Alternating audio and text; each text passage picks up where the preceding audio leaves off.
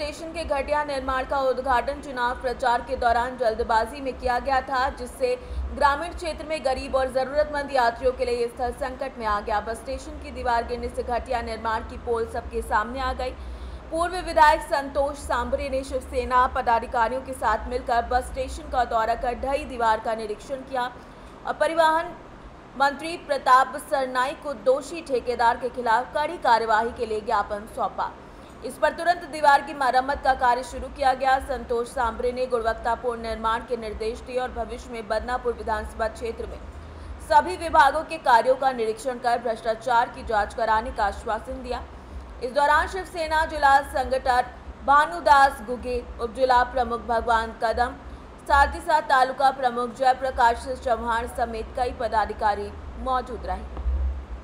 आज आम्ही शिवसेनेचे सर्व पदाधिकारी हे बदनापूर बस स्टँड येथे आलेलो आहोत। या ठिकाणी आपण बघितलं की नव्याने उद्घाटन झालेल्या बस स्टँडचं या ठिकाणी भिंत कोसळलेली आहे।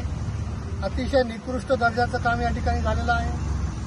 निवडणुकीच्या आचारसंहितेच्या काळामध्ये 2 दिवसापूर्वी आचारसंहिता लागण्याच्या हा बस स्टँडचं उद्घाटनाचा कार्यक्रम उरकण्यात आला।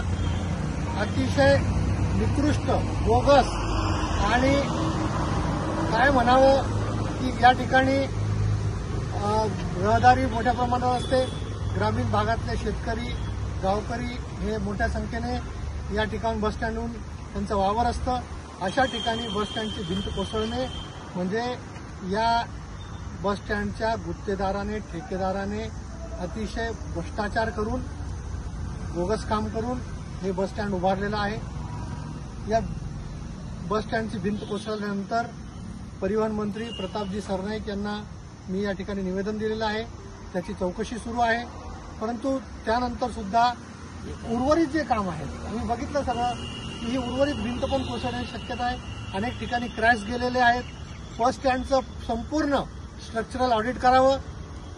यापुढे या बस स्टँडमध्ये काहीही जीवित किंवा वित्तीय हानी झाली तर त्याला एसटी महामंडळ आणि हा कॉन्ट्रॅक्टर जबाबदार असेल। या कॉन्ट्रॅक्टरला ब्लॅकलिस्ट करा, त्याच्यावर गुन्हे दाखल करा आणि या बस स्टँडचं संपूर्ण परत एकदा तपासणी करून जे काही बोगस काम झालेले आहे ते काम परत त्या गुत्तेदाराकडून करून घ्या, अशी आमची शिवसेनेची मागणी आहे। बदनापुर से सीनियर संवाददाता यकीन शेख की रिपोर्ट।